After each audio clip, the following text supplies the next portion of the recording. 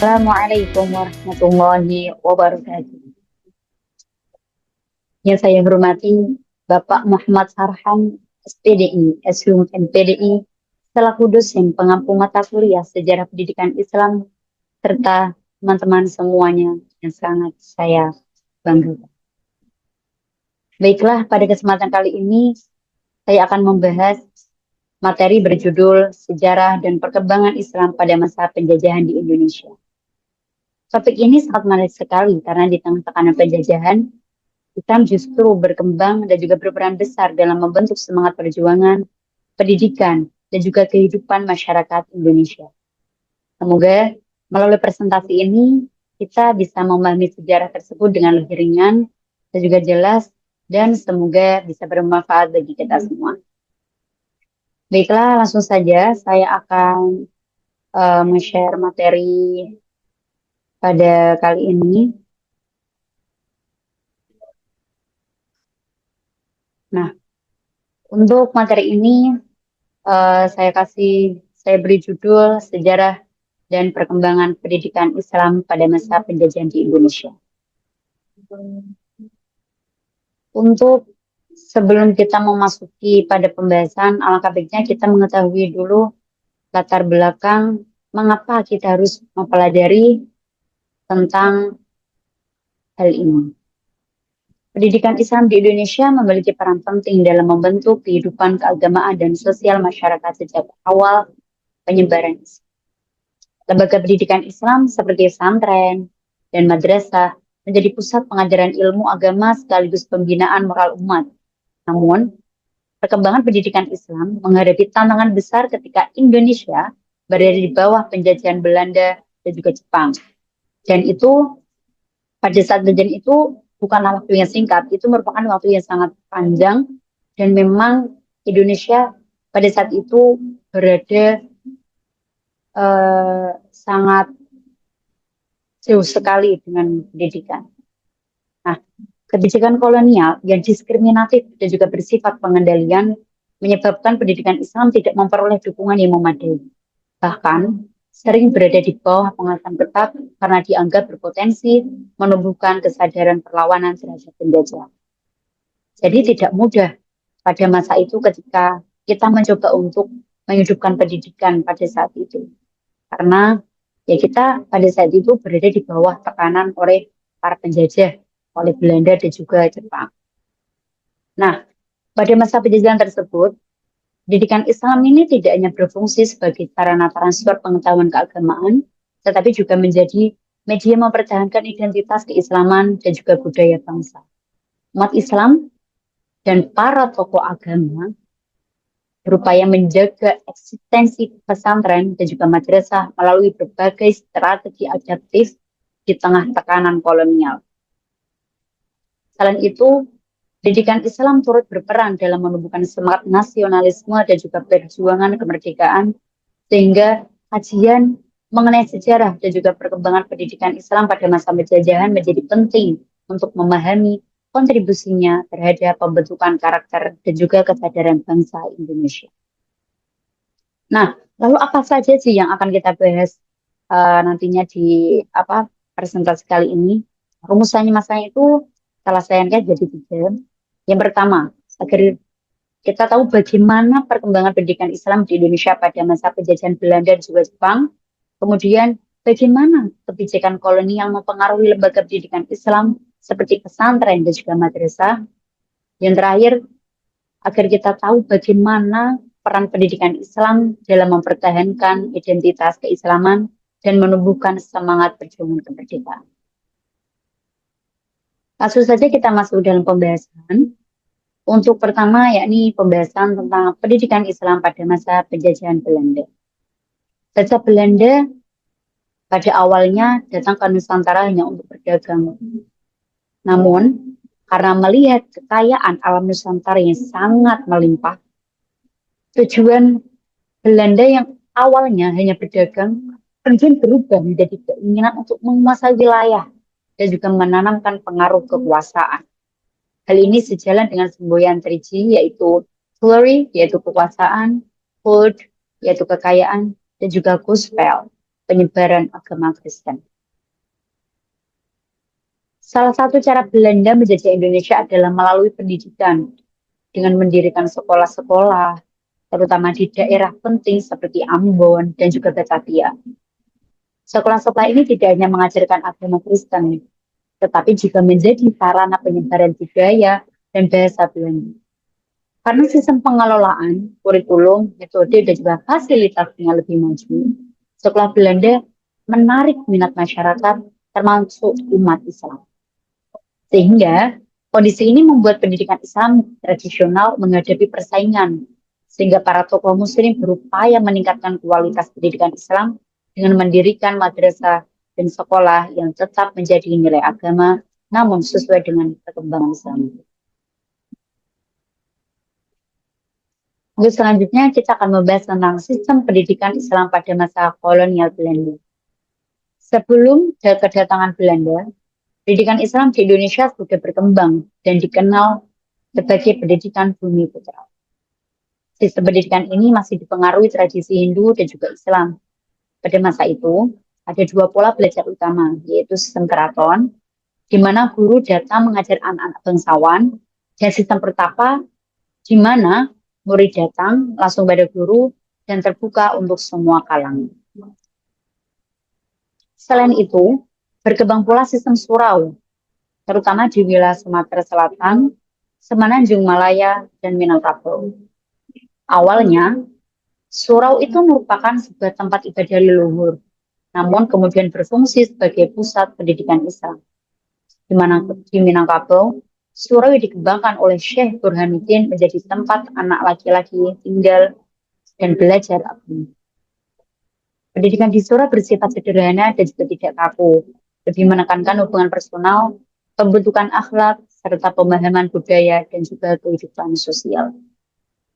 Nah, dalam sistem surau dan juga pesantren, tidak dikenal jenjang kelas seperti sekolah modern.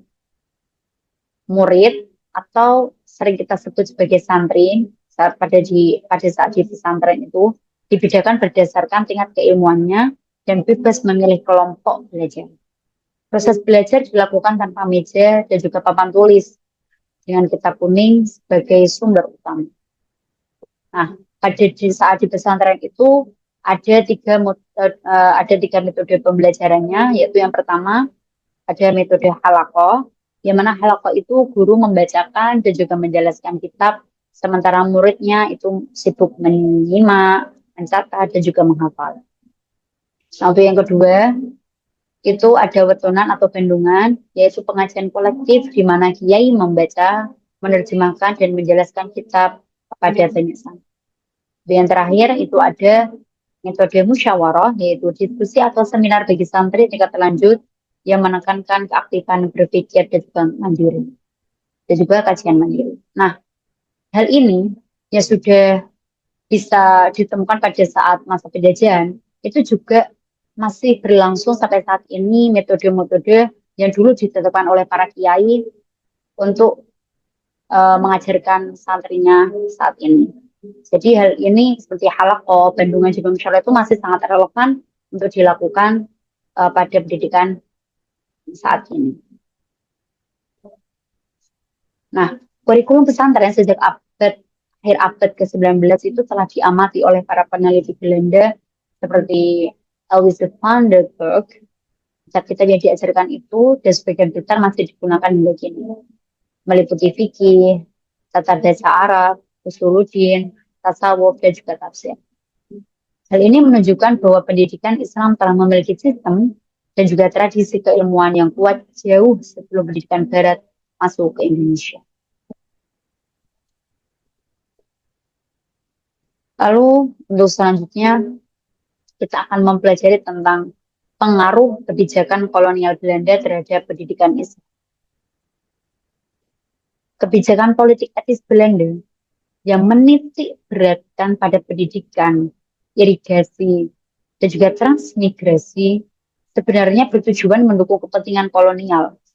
Pendidikan dirancang untuk mencetak tenaga kerja pribumi yang patuh, namun justru melahirkan kaum terpelajar yang menumbuhkan kesadaran nasional dan mendorong perjuangan kemerdekaan. Tekanan sekolah modern Belanda mendorong perubahan dalam pendidikan Islam. Muncul madrasah sebagai perpaduan pendidikan agama dan ilmu modern, dipelopori organisasi seperti Muhammadiyah dan juga Persis. Sementara itu, ordonansi guru pada tahun 1923 yang bertujuan membatasi pendidikan Islam mendapat penolakan keras dari umat Islam hingga akhirnya dibatalkan. Peristiwa ini menunjukkan kuatnya perlawanan umat Islam dalam mempertahankan pendidikan dan identitas keagamaannya di masa kolonial. Nah, untuk selanjutnya tentang kebijakan Jepang terhadap agama Islam. Yang pertama, pada awal pendudukan Jepang di Indonesia, umat Islam sempat menyambut baik kedatangan mereka karena adanya harapan kemerdekaan dan penghapusan diskriminasi agama seperti pada masa penjajahan Belanda. Jepang juga melakukan propaganda dengan menunjukkan sikap seolah-olah menghormati Islam. Namun, seiring berjalannya waktu, sikap tersebut terbukti hanya sebagai strategi politik perang dan penderitaan rakyat justru semakin berat. Untuk menarik umat Islam, Jepang menerapkan berbagai kebijakan yang tampak menguntungkan, seperti mengubah kantor urusan agama menjadi sumudi yang dipimpin oleh Kiai Haji Hashim Asy'ari, mengizinkan pembentukan peta Hizbullah, serta pendirian sekolah tinggi Islam di Jakarta. Jepang juga memberi ruang bagi organisasi Islam seperti MIAI, yang kemudian diganti menjadi Masyumi, memberi perhatian pada pesantren, dan memasukkan pelajaran budi pekerti di sekolah. Meski demikian, semua kebijakan ini pada dasarnya hanya bertujuan untuk mendukung kepentingan Jepang, bukan demi kesejahteraan umat Islam. Nah, mungkin kalian di sini akan menemukan beberapa kata yang mungkin belum bisa kalian pahami, seperti peta, Hizbullah, MIAI yang kemudian diganti Masyumi. Ini nanti bisa kalian cari sendiri di artikel-artikel yang sudah ada, yang bisa kalian cari di internet maupun di buku-buku lainnya tentang masa penjajahan Jepang di Indonesia. Lalu selanjutnya, perkembangan pendidikan Islam pada masa penjajahan Jepang. Saya menukil dari Ramayulis yang berpendapat bahwasanya Jepang memberikan ruang yang lebih luas bagi pendidikan Islam dibandingkan dengan Belanda. Hal ini terlihat dari beberapa aspek. Pertama, madrasah-madrasah, terutama di Sumatera, berkembang pesat selama masa penjajahan. Kedua, pelajaran budi pekerti di sekolah-sekolah negeri dimanfaatkan oleh guru agama Islam untuk mengajarkan agama Islam, termasuk ajaran jihad melawan penjajah. Ketiga, Jepang juga mengizinkan berdirinya perguruan tinggi Islam yang dipimpin oleh tokoh-tokoh seperti Kiai Haji Wahid Hasyim, Kiai Haji Mudzakkar, dan juga Bung Hatta. Nah, untuk menarik simpati umat Islam sendiri, Jepang menerapkan beberapa kebijakan yang tampak menguntungkan bagi orang Indonesia, seperti mengubah kantor urusan agama menjadi sumudi yang dipimpin Kiai Haji Hashim Asy'ari, mengizinkan pembentukan peta Hizbullah serta pendirian sekolah tinggi Islam di Jakarta. Jepang juga memberi ruang bagi organisasi Islam seperti MIAI yang sudah diganti Masyumi, memberi perhatian pada pesantren dan juga memasukkan pelajaran budi pekerti di sekolah. Meski demikian, semua kebijakan ini pada dasarnya bertujuan untuk mendukung kepentingan Jepang, bukan demi kesejahteraan umat Islam. Lalu, bagaimana respon masyarakat Muslim terhadap pendidikan pada masa penjajahan Belanda?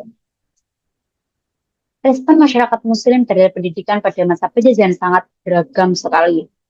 Ada yang memilih jalan perlawanan, menolak sistem pendidikan kolonial yang dianggap bertentangan dengan nilai-nilai Islam. Mereka lebih memilih melanjutkan pendidikan di pesantren atau lembaga tradisional. Baliknya, ada pula yang berusaha beradaptasi dengan sistem pendidikan penjajah, namun tetap berpegang pada nilai-nilai agama, bahkan mendirikan sekolah-sekolah Islam paralel.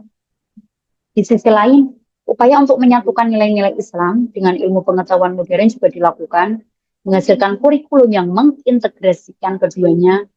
Semua respon ini dipengaruhi oleh berbagai faktor, seperti tingkat pendidikan, pemahaman terhadap Islam, kondisi sosial ekonomi, dan juga kepemimpinan agama. Nah, berbagai respon tersebut membawa dampak yang sangat signifikan.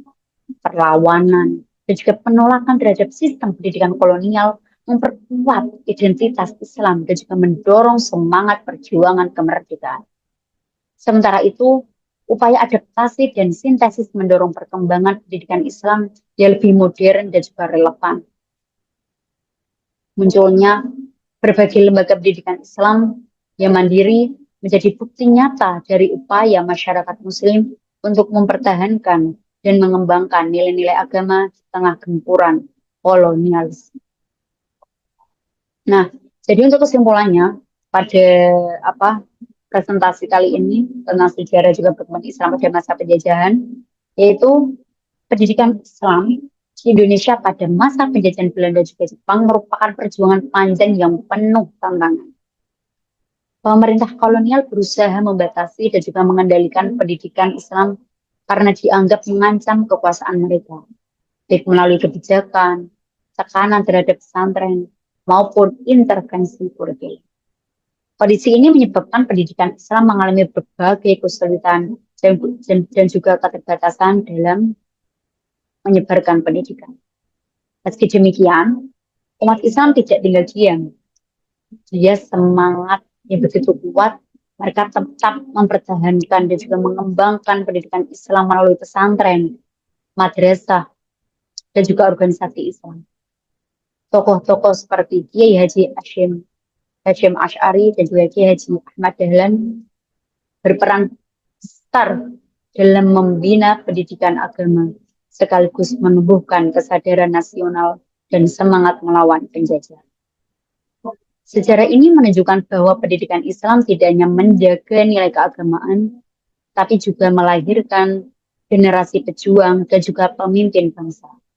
Oleh karena itu, memahami sejarah pendidikan Islam di masa penjajahan menjadi pelajaran penting agar pendidikan Islam saat ini dan masa depan mampu terus berkembang, adaptif terhadap zaman tanpa kehilangan nilai-nilai dasarnya, serta memberi kontribusi nyata bagi kemajuan bangsa dan kemanusiaan.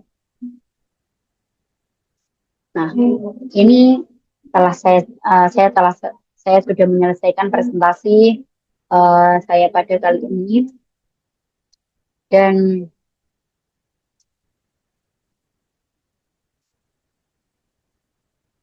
juga saya harap agar hal ini tentang sejarah dan juga perkembangan Islam pada masa penjajahan di Indonesia dapat memberikan manfaat, menambah pengetahuan, serta memperluas pemahaman kita tentang peran Islam dalam sejarah bangsa Indonesia. Saya menyadari bahwa dalam penyampaian ini masih terdapat banyak sekali kekurangan. Oleh karena itu, saya mohon maaf dan sangat terbuka terhadap kritik serta saran yang membangun. Akhir kata, terima kasih atas perhatian Bapak dosen dan juga teman-teman semua. Wassalamualaikum warahmatullahi wabarakatuh.